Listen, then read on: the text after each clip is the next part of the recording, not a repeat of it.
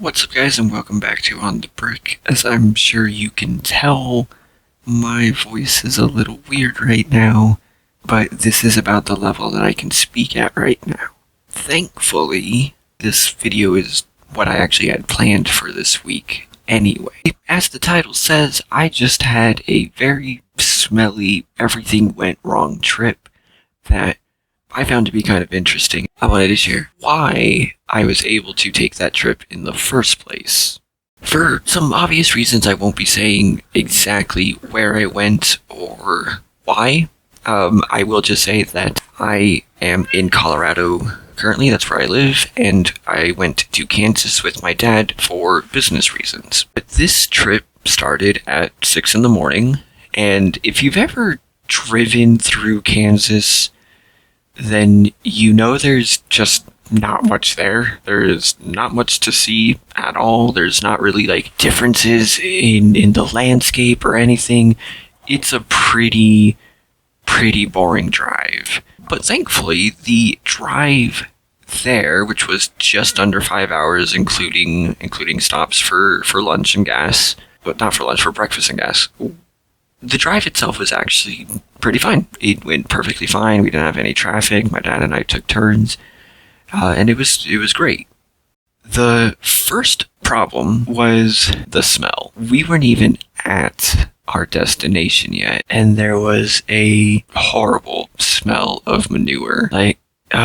Growing up in Colorado, I've gone to the stock show and the rodeo a good few times, and if you've ever been to that, or you've been to a stable, or you worked with cows, you know the smell I'm talking about. And it was this strong sense of manure that was just everywhere in the city. It was everywhere there. There was no getting away from it. It wasn't like it was in one small spot, but once we got to the city, it was gone. It was everywhere.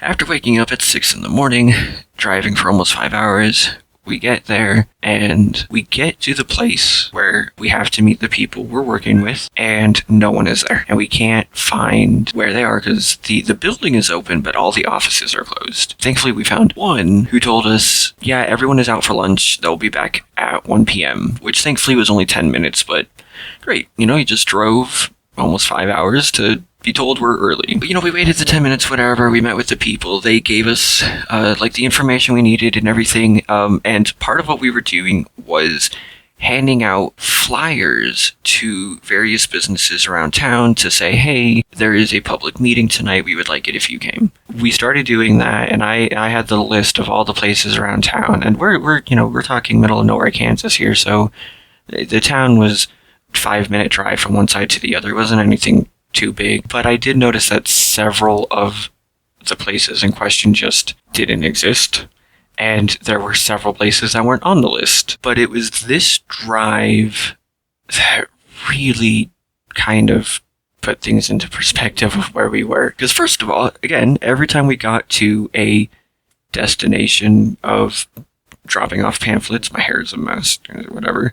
Every time we got to one of these destinations, we would open the door, we would open the window, and that manure smell would just come right back in. But that wasn't even that bad, because the wind would change and whatever. But unfortunately, it was every single building was worn down or run down. There had been no maintenance at all. And every single building had paint chipping, or part of the wall was weird, or a window was broken and it had to be boarded up. There was one house that was just straight up burned down. So many places had literal piles of junk in the backyard or the front yard, or piles of garbage, and it was just really depressing to see, because it wasn't like we were in, I don't know a proper word for it, I guess the ghetto is the term for it. No, this was a proper town with a decent sized population. It was just a poorly run town. I never felt unsafe, but it's clear that there had to be some serious work done, which is again why we were there. But after spending about an hour handing out these flyers to various businesses across town, my dad and I decided that let's go and eat, because it still wasn't quite time to check into the hotel, but we drove over to where our hotel was. There was an IHOP across the street, and so we went in there.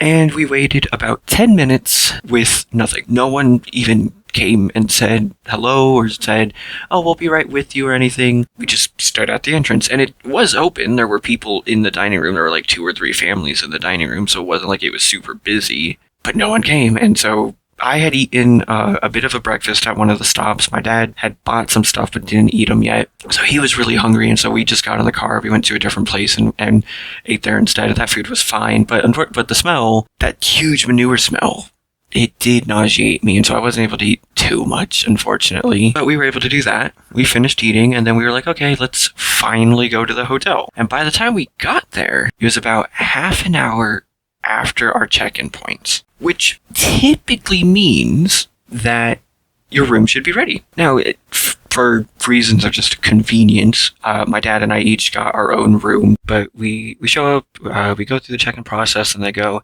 unfortunately, your rooms aren't ready yet.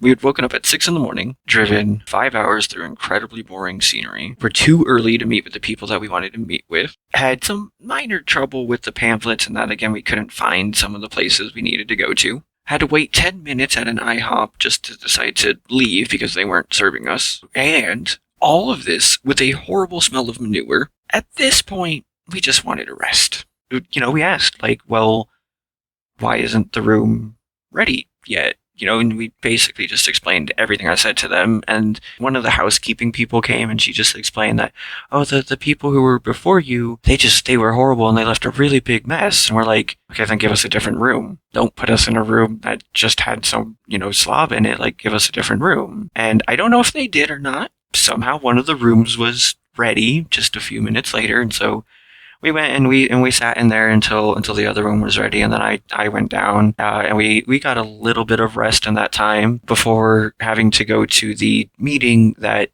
was the whole point of this entire trip. Now, my dad was the one going to the meeting. I was there for other reasons. I drove him to the meeting. It was the same place as we met everyone just a few hours before. We got there, and the doors were locked. My dad couldn't get in. So we waited, and it wasn't that long of a wait until he was let in, but I decided just to wait in the parking lot 5-10 minutes to see if he would be coming back out, to see what was going on, because normally when you go to a meeting that's supposed to be a public meeting, and the doors are locked, well, how's the public going to get in?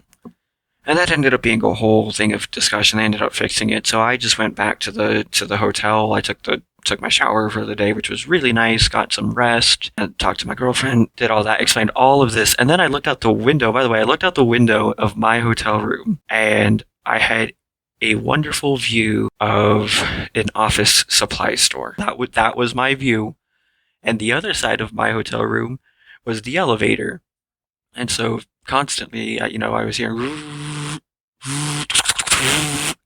that's all I was hearing. I never unpacked my stuff. And then my dad calls me or messages me only an hour later, says the meeting's done, which was a surprise. We had assumed that the meeting starting at 6 p.m. would be finished closer to 8 p.m. and then there would be, after this or whatever. And the guy who organized it invited us out to dinner or whatever. So we assumed we would be done at 9 p.m., get back to the hotel room, sleep immediately, wake up the next morning, go home. But when he messaged me at 7, I was like, you know what? Why don't we just go home now?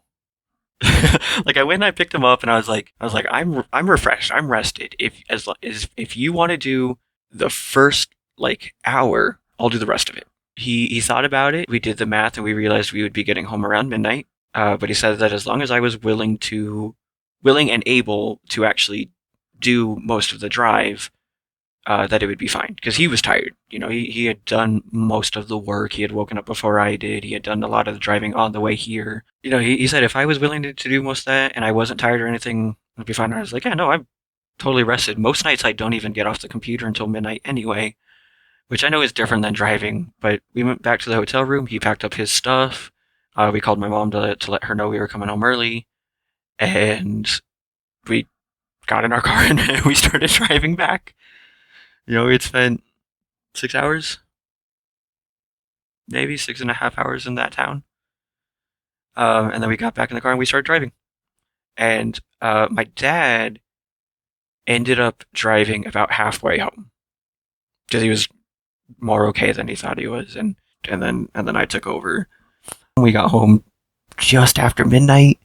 Finally, we're able to rest and get that day behind us, because, boy, literally it was like everything that we had to do, every place that we went, something went wrong. Even like the McDonald's that we got on the way home, even that, they asked us to pull into a spot and wait because the food wasn't ready yet, and they had to give the people behind us their food.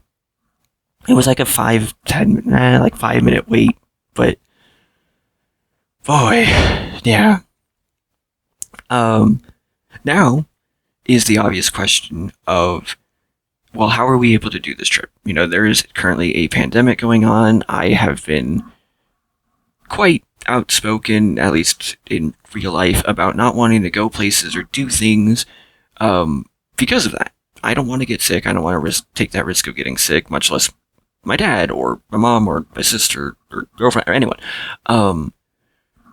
But if you follow me on Instagram, then you know that specifically because of my dad's work, my mother, and I were able to get the vaccine. And the Friday before we went was the second dose. Originally, I was going to film that entire sequence to show you what it's like, to show you that it is not only safe, but like almost nothing at all. Unfortunately, the person who was putting the vaccine into me asked not to be filmed, and so here's the 3 seconds of footage that we did get.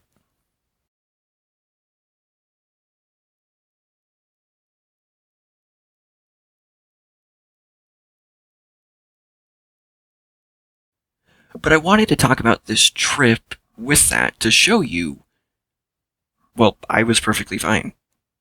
You know, they say after your second dose that I got the Moderna vaccine, by the way, the Moderna vaccine. I don't know how to say it. But that was the one that we got. And they say that after your second dose, sometimes you might get a fever, you might get sick, this or that or whatever. I had a headache the first night, and then a little bit Saturday morning, and it was gone. But we were so okay that we were able to make this trip without any problems. And of course, we still wore a mask. We still did everything, took all the precautions that we needed to take, because we still wanted to be safe despite having the vaccine. And I wanted to say that if you have any qualms with the vaccine, with getting it, please don't. Please don't worry. I know that the news has a lot of fear-mongering going on. They're telling you about all these horrible things that have happened and blah, blah, blah. But what they're not telling you is all the amount of people who get the vaccine and are perfectly fine. All the people like me, like my dad, like my mom, who went and had no side effects, no problems at all. The first shot, my arm hurt for a few days, but that's because someone jabbed a needle into my arm. The second shot, not even that, I could feel it a little bit, and then it was fine. This is not only a safe thing to do, it's a necessary thing to do. So if you have any questions about any of that, please feel free to put them in the comments down below. I'm more than happy to answer with my experience, or either the trip or the vaccine. Please just feel free to write anything down in the comments down below. Remember to like and subscribe if you liked what you see. I know I don't normally do these non-LEGO videos, and I probably won't do that many, but we are going to get back into LEGO on Sunday like normal. Also, a huge thank you to all of my patrons here, Jonathan, Jaden, Project Element, and Gears. I really, really need to stop talking, so thank you so much for watching, and I will see you next time.